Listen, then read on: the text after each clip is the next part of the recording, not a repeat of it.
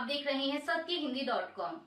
एक नजर अब तक की सुर्खियों पर। भारतीय सेना ने दावा किया है कि जम्मू कश्मीर के शोपियां जिले में सुरक्षा बलों के अभियान में 3 आतंकवादी मारे गए हैं। भारतीय सेना ने इस अभियान की जानकारी एक्स प्लेटफॉर्म पर दी। पोस्ट में कहा गया है कि मंगलवार को किल्लर के जंगलों में सुरक्षा बलों ने आतंकवादियों के खिलाफ अभियान चलाया। पोस्ट में बताया गया कि 13 मई 2025 को राष्ट्रीय राइफल्स को शोपियां जिले के शोएकल किल्लर के जंगलों में कुछ आतंकवादियों की मौजूदगी के खुफिया इनपुट मिले थे। इसके बाद सुरक्षा बलों ने तलाशी और उन्हें खत्म करने का अभियान चलाया और अभियान के दौरान आतंकवादियों ने सुरक्षा बलों पर गोलियां चलानी शुरू कर दी। वहीं जवाबी कार्रवाई में 3 खतरनाक आतंकवादी मारे गए। सेना ने कहा है कि आतंकवादियों के खिलाफ सुरक्षा बलों का अभियान अभी जारी है। भारत और पाकिस्तान के बीच सीज फायर को लेकर समझौता हुआ है, लेकिन पाकिस्तान सुधरने का नाम नहीं ले रहा। पाकिस्तान के विदेश मंत्री इसहाक डार ने एक बार फिर से गीदड़ भभकी दी है। उन्होंने कहा कि अगर सिंधु जल संधि का मसला हल नहीं हुआ तो इसका मतलब नहीं रह जाएगा। पाकिस्तान के विदेश मंत्री इसहाक डार ने हाल ही में CNN को एक इंटरव्यू दिया। उन्होंने इसमें कहा कि अगर भारत और पाकिस्तान के सिंधु जल संधि को लेकर मसला नहीं सुलझा तो सीज फायर खतरे में पड़ सकता है। अगर यह मामला हल नहीं हुआ तो इसे एक्ट ऑफ वॉर माना जाएगा। पाकिस्तान इससे पहले भी जल संधि को लेकर गीदड़ भभकी दे चुका है। यहां तक कि पाकिस्तान के कई नेता भारत को परमाणु बम की धमकी भी दे चुके हैं। भारत और पाकिस्तान के बीच संघर्ष विराम पर आम आदमी पार्टी नेता आतिशी ने कहा कि 22 अप्रैल को पहलगाम में कायरतापूर्ण आतंकवादी हमला हुआ, जिसमें 26 भारतीय पर्यटक मारे गए। 7 मई को भारतीय सेना ने ऑपरेशन सिंदूर चलाया और पाकिस्तान के कब्जे वाले कश्मीर में आतंकवादी ठिकानों पर हमला कर अपनी ताकत दिखाई। पूरा देश सेना के साथ खड़ा था और राजनीतिक दल एकजुट होकर समर्थन में थे। लेकिन 10 मई को भारत ने नहीं बल्कि सोशल मीडिया पर अमेरिकी राष्ट्रपति डोनाल्ड ट्रंप ने संघर्ष विराम की घोषणा की। भारत ने आधे घंटे बाद चुपचाप इसकी पुष्टि की। आतिशी ने आगे कहा कि कल पीएम मोदी ने अपने संबोधन में कहा कि पाकिस्तान ने दया की भीख मांगी और इसीलिए संघर्ष विराम किया गया। लेकिन सवाल उठता है कि अगर पाकिस्तान ने दया की भीख मांगी तो भारत या उसके प्रधानमंत्री ने संघर्ष विराम की घोषणा क्यों नहीं की। ऑपरेशन सिंदूर पर सोमवार को देश को संबोधित करने के बाद प्रधानमंत्री मोदी मंगलवार सुबह पंजाब के आदमपुर एयरबेस पहुंचे। पीएम मोदी ने वायुसेना के जवानों से मुलाकात की। तस्वीरों में प्रधानमंत्री मोदी जवानों के बीच दिख रहे हैं। प्रधानमंत्री मोदी ने भी अपनी आदमपुर एयरबेस की यात्रा को लेकर सोशल मीडिया प्लेटफॉर्म एक्स पर एक पोस्ट शेयर की। बता दें कि पिछले हफ्ते दोनों देशों के बीच चले सैन्य संघर्ष में पाकिस्तानी सेना ने दावा किया था कि उसने भारत के आदमपुर एयरबेस पर हमला कर मिसाइल डिफेंस सिस्टम S-400 को तबाह कर दिया। हालांकि भारतीय सेना ने कहा था कि आदमपुर एयरबेस पर हमले की कोशिश हुई थी, जिसे नाकाम कर दिया गया। वहीं अपनी पोस्ट में पीएम मोदी ने लिखा कि आज सुबह मैं AFS आदमपुर गया और हमारे बहादुर वायु योद्धाओं और सैनिकों से मिला। साहस, दृढ़ संकल्प और निडरता के प्रतीक लोगों के साथ रहना एक बहुत ही खास अनुभव था। भारत हमारे सशस्त्र बलों के प्रति आभारी रहेगा क्योंकि वे हमारे देश के लिए हर काम करते हैं। भारत और पाकिस्तान संघर्ष विराम पर पीएम मोदी के राष्ट्र के नाम संबोधन पर कांग्रेस नेता सुप्रिया श्रीनेत ने कहा कि पीएम ने 22 मिनट तक बात की। यह सच है कि हम अपने सशस्त्र बलों पर गर्व करते हैं, लेकिन हमें कुछ जवाब नहीं मिले। उनके भाषण से ठीक पहले डोनाल्ड ट्रंप ने बात की। उन्होंने कहा कि उन्होंने व्यापार पर बात करके युद्ध विराम करवाया। पीएम ने यह स्पष्ट नहीं किया कि उन पर अमेरिका का दबाव था या नहीं।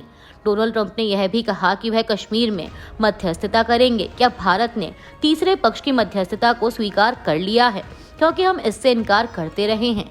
अमेरिका ने यह भी कहा कि भारत पाकिस्तान के पीएम तटस्थ स्थान पर मिलेंगे। क्या वे मिलने जा रहे हैं? साथ ही जब पाकिस्तान घबरा गया था तो युद्ध विराम क्यों हुआ? कांग्रेस नेता ने पूछा कि पहलगाम में लोगों को मारने वाले आतंकवादियों का क्या हुआ? कांग्रेस ने मंगलवार को कहा कि प्रधानमंत्री मोदी की अध्यक्षता में सर्वदलीय बैठक और संसद के विशेष सत्र की उसकी बार बार की गई मांग वॉशिंगटन डीसी से आए बयानों के मद्देनजर और भी अधिक जरूरी और महत्वपूर्ण हो गई है। विपक्षी दल ने यह भी पूछा कि क्या मोदी सरकार वाजपेयी सरकार की तरह ही कोई कवायद करेगी, जिसने कारगिल युद्ध समाप्त होने के 3 दिन बाद 29 जुलाई 1999 को कारगिल समीक्षा समिति गठित की थी। कांग्रेस महासचिव जयराम रमेश ने एक्स पर एक पोस्ट में लिखा कि कारगिल युद्ध समाप्त होने के 3 दिन बाद वाजपेयी सरकार ने 29 जुलाई 1999 को कारगिल समीक्षा समिति गठित की थी। इसकी रिपोर्ट 23 फरवरी 2000 को संसद में पेश की गई। हालांकि इसके कुछ हिस्से गोपनीय रखे गए और ऐसा होना भी चाहिए। प्रधानमंत्री मोदी के राष्ट्र के नाम संबोधन पर आरजेडी नेता मनोज झा ने कहा कि हम सभी पीएम के भाषण का बेसब्री से इंतजार कर रहे थे। उन्होंने भारत के संदर्भ में बात की, उन्होंने जो हुआ उसके बारे में बात की, लेकिन चिंताजनक बातें हैं। जब आधिकारिक युद्ध विराम की घोषणा की जानी थी, अमेरिकी राष्ट्रपति ने इसकी घोषणा की। कुछ लोग बहुत बात करते हैं। उन्होंने कश्मीर पर भी टिप्पणी की। जिस तरह की भाषा उन्होंने चुनी, उसने हम भारतीयों को आहत किया। मैं पीएम से कहूंगा कि उनके पास देश का जनादेश है। पीएम को उन्हें भारत का मूड बताना चाहिए। यह संदेश शीर्ष स्तर से जाना चाहिए। यह ऐसी चीज है जो हमारी विरासत को कमजोर कर रही है। पाकिस्तानी सेना के इंटर सर्विसेज पब्लिक रिलेशंस ने कहा है कि पिछले हफ्ते भारत के साथ सैन्य झड़प में पाकिस्तानी सेना और वायु सेना के 11 जवान मारे गए हैं। मंगलवार को जारी ISPR के बयान में कहा गया कि भारत के साथ लड़ाई के दौरान एक स्क्वाड्रन लीडर सहित वायुसेना के 5 कर्मी मारे गए और 6 अन्य सैन्य कर्मियों की भी मौत हुई। ISPR द्वारा जारी बयान के अनुसार सभी कर्मी 10 मई को भारतीय हमले में मारे गए। बयान में कहा गया है कि 6 और 7 मई की रात को भारत के हमले में 7 महिलाओं और 15 बच्चों सहित 40 लोग मारे गए और 121 लोग घायल हो गए। घायलों में 10 महिलाएं और 27 बच्चे शामिल हैं। सुप्रीम कोर्ट में अपने अंतिम दिन मिले ढेरों पुरस्कारों से अभिभूत भारत के मुख्य न्यायाधीश संजीव खन्ना ने मंगलवार को कहा कि उन्हें पूरा विश्वास है कि उनके उत्तराधिकारी CJI पद नामित न्यायमूर्ति PR गवई सुप्रीम कोर्ट के मूल्यों, मौलिक अधिकारों और बुनियादी संवैधानिक सिद्धांतों को कायम रखेंगे। CJI ने न्यायमूर्ति गवई को अपना सबसे बड़ा समर्थक बताया और उनके नेतृत्व और संवैधानिक मूल्यों के प्रति प्रतिबद्धता पर विश्वास व्यक्त किया। केंद्रीय माध्यमिक शिक्षा बोर्ड यानी CBSE ने कक्षा 12वीं के नतीजे घोषित कर दिए हैं। पिछले साल के मुकाबले इस बार पास होने वाले छात्रों के प्रतिशत में मामूली वृद्धि हुई है। CBSE के मुताबिक कक्षा 12वीं में 88.39% स्टूडेंट्स बोर्ड परीक्षा में पास हुए। पिछले साल के मुकाबले पासिंग प्रतिशत में 0.41% की वृद्धि हुई। CBSE से 12वीं कक्षा में पंजीकृत छात्रों की संख्या 17.04 लाख थी। इनमें से 16.92 लाख छात्रों ने परीक्षा दी, जिनमें 14.96 लाख छात्र पास हुए। बोर्ड की ओर से जारी बयान में टॉपर्स की सूची जारी नहीं की गई, बल्कि अधिक पास प्रतिशत वाले जिलों की सूची जारी की गई है। इस लिस्ट के अनुसार 99.60% के साथ विजयवाड़ा शीर्ष पर है। शीर्ष के 4 जिले दक्षिण भारत के हैं, जिनमें विजयवाड़ा, त्रिवेंद्रम, चेन्नई, बेंगलुरु शामिल हैं। 5वें और 6ठे स्थान पर दिल्ली वेस्ट और दिल्ली ईस्ट हैं, जबकि 7वें और 8वें स्थान पर चंडीगढ़ और पंचकुला हैं।